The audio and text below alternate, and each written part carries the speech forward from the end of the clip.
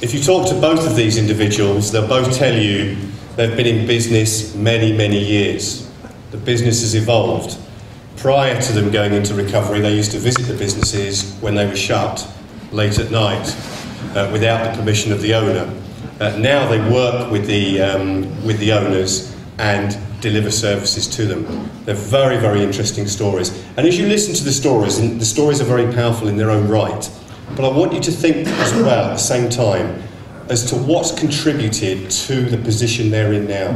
They've gone from being completely unemployable to being highly employable with a high degree of skill. And I'll put it to you that their actual recovery journey through rehab and recovery has actually contributed to that. So while listening to their stories, please try and think about that journey and what it's actually given them and enabled them now to be the people they are. So first of all, from the Sheffield Alcohol Support Services, will you please give a warm welcome to the stage to Carl Kundle.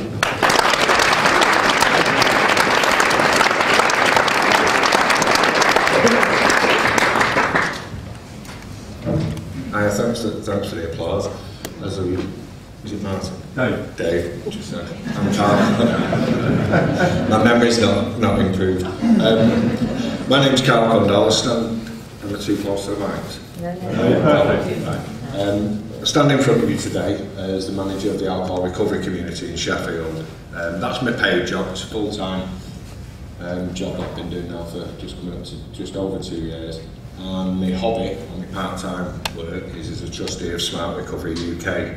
I'm very proud about both them things, particularly my job. I pay tax. I would say I've gone from a neighbouring hell to a good citizen. I'm the sort of guy now who knocks on my neighbour's door when it's snowing and says to the old woman, "Do you want some bread and milk?"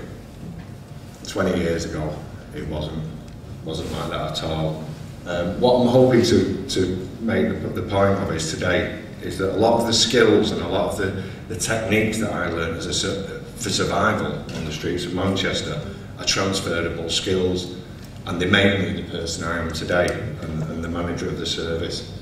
So as I say, I stand in front of you today, quite a proud person, but it wasn't like that always. So that's probably a pretty good snapshot of my previous life. Not my previous life, my life. And I'm not gonna. I've been reborn. But not something I'm particularly proud of. So how did I go from that to that? Well, probably the best person to ask is my boss Josie, because she interviewed me. And I'd say had the vision to see the potential in me, and now that's what we do on a daily basis, look at people's potential and help them to explore it and maximise it. So what skills did they need for a manager?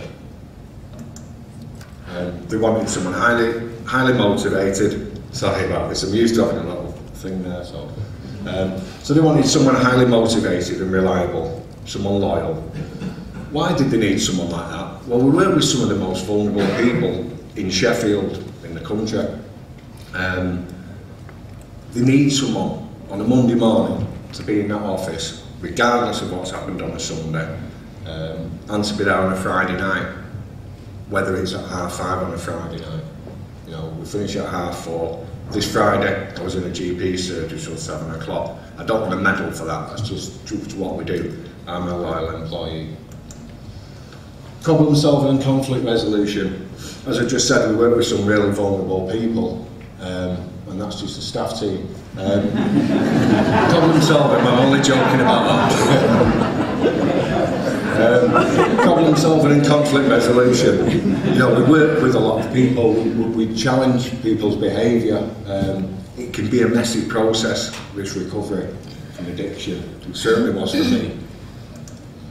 Networking skills. So I've got that one ticked today, haven't I, really? But we wanted someone, when we started ARC, it was a groundbreaking project, it still is a groundbreaking project. It's giving people who were in addiction an opportunity to volunteer and work with people that are still in addiction. So we needed someone to front it up, someone to go out and tell the story and to promote what we did. Managing budgets, again, I don't really need to put too much detail on that, other than we are an independent charity, and for me, providing value for money service is what it's about. Our project's funded by the big lottery, and I want to give them value for money. I don't gamble myself, but you know, if you want to go out and buy a scratch card, please do. But you know, I want to be able to give my quarterly board reports and my end of year reports. I want them to be good. I want to be their best customer. Well, customer, I'm not really sure. So what previous experience did I have? I touched on it just briefly. I worked in direct sales. I got a laugh at it, I didn't even say anything. Let's try it again. I'm only joking. So I worked in direct sales, so if you've got a conservatory and you live in the northwest of England, I might well have sold it you. If you've got a bathroom, again, mobile phone, it could have been anything. I also worked as a gang member. That's a bit of a jump in it from direct sales, you know. And literally, I worked in several gangs, from the driver, the kid who used to get a slap on the back of the head, to the guy who was planning jobs, literally right through the board. A heroin addict. I did that for 15 years. Believe me, we're talking about transferable skills, and a few people have touched on that before. My life as a heroin addict was waking up at 6 o'clock most mornings, ill. And for those of you who haven't smoked heroin or become addicted to it, severe food poisoning, that's probably the best scenario I can paint. So you wake up every morning, 6 o'clock with severe food poisoning, you've had a prawn curry 2 nights ago, you're dead to the world.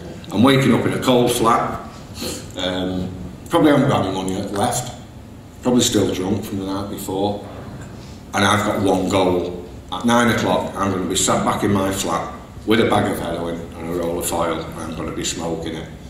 I think in 15 years I didn't achieve that goal twice. It's a lot of days, that. A lot of Christmas days when the dealers go away and all that sort of stuff. Again, the skills that I learned, the techniques that I had to employ to do that, transfer into the job that I do today. I was a rave organiser, got involved in all the ecstasy scene, you know, the Manchester thing and that. Well involved in that, we used to go to the Hacienda. I am a marketing man. I was a drug dealer. We wanted to sell our drugs. The Hacienda shut at 3 o'clock. We had 1,000 people or 500 people, all off the trolleys. I saw a gap in the market. I thought, right, what can we do about that? So we started doing raves. What skills do they need? Well, planning, project management. You try and get 500 people who are completely and utterly off the cakes and all want to dance and kiss each other, onto coaches, onto minibuses, right in the centre of Manchester, with armed police stood all around, and do it undercover. We did it. I worked as a tree surgeon. This was sort of coming towards the end of my career. I've been in recovery just over 5 years. For the last sort of 5 or 10 years, qualified tree surgeon. One of the problems was, I touched on it before, this was when my drinking had stopped the heroin, and this was when my drinking was really, really problematic. So instead of waking up at 6 in the morning rattling, I'm waking up at 6 in the morning needing to drink brandy. So I've got my chainsaws on the floor, I might be sharpening them, but I'm drinking brandy and coffee. That's the easy bit. I get in the van, I've got to drive, I'm employing someone, so I can't drive, and then I've got to climb up a tree. And it's raining, it's windy. Most sensible tree surgeons, if there are any sensible tree surgeons, if there are, I apologise, I've not met any, would have looked at the rain and looked at the wind and said, we'll come back after dinner. I needed £200 a day to function as a human being. I didn't know if we stopped at dinner and started again, whether it was going to snow, thunder, lightning. I was up that tree, I'd get it down, I'd clean your garden, I'd give you a nice smile, and you'd welcome me back to put your fence up. Worked as a drug dealer again. I was the guy who could wholesale your drugs. If you wanted a large amount of drugs, I could probably get me on tick. Wasn't always like that. I was also the kid that was stood on your street corner selling £10 bags and rattling. I was doing it. So these are the skills we were looking for. So how does that mix into that? Well, I'm going to tell you, and hopefully I've got enough time to do that. Highly motivated, reliable and loyal. I certainly was to heroin, I certainly was to my addiction. That quite easily transfers. Like I said, I'm a goal-focused person. 15 years I've probably beat my goal twice. Problem solving and conflict resolution. Join a gang. If you want to understand how organisations work, yeah, great if you can go to university and study organisations. Be a gang member, you'll see how it works, how hierarchy works. Networking skills. My sales background, organising raves, that type of thing, it readily transfers. And there's nothing like managing a budget to have a gun shoved in your face. Or the most feared guy in Manchester, you owe him £5 grand, you pay. So I touched on it a little bit before. The job that we do now, we've got 45 volunteers who are all in recovery. Most of them are looking for work. Some of them have recently got work. We recognise that potential. We work with people that are still drinking quite a lot. I'm talking to them when I'm sat down in front of them and they're stinking of vodka. I'm talking to them about volunteering with us. Sometimes they look at me like I'm crazy. But it's about that, capturing that potential. Go to Riot, come to the alcohol recovery community. There's loads of other projects that bring. You'll see people who've got lots and lots and lots of potential. What we do, we provide them support. We're like a sort of bridge, I suppose. We provide support, we provide training. I went to SAS as a volunteer 6 months after I left rehab. Like I said, what do you do? I'm a tree surgeon and a gangster. Sorry, we're not really looking for one of them now. A nice step to go and work in an office. In an office? Yeah, do some training. So I did lots of training, worked as a volunteer, I built my reputation. And really that's all about just building on people's strengths. This is a diagram. Some of you will know who Phil Valentine is, others won't. Phil Valentine runs a big version of the alcohol recovery community in Connecticut, CCAR it's called. He's got 700 volunteers. My project's loosely based on Phil's project. He did some research, and it was really loose research. He went and spoke to people in recovery organisations in the States. They've been doing this stuff a lot longer than us. And he just plotted out where the people in recovery were and compared them to, I'm not going to use the normal people, but the other people who were in recovery. And as you can see from the diagram, the first year, a little bit bumpy. I'm sure most of us who work in the sector recognise that. We provide, and I would say Riot and other organisations provide that sort of ladder, that soft landing for people, where we nurture them, we support them, all that type of thing.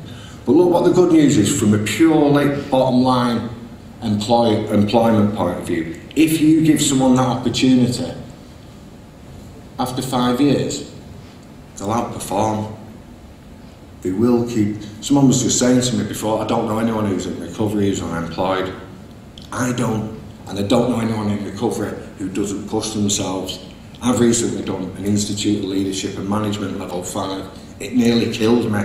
I didn't go to a couple of football games because I was studying. Wow! And I passed it, hey, even better. So I'm just going to wind it up now, but like I said, this green area, we are resourceful people, we've had to be. Give us an opportunity and we will pay you back, and we'll pay you back handsomely.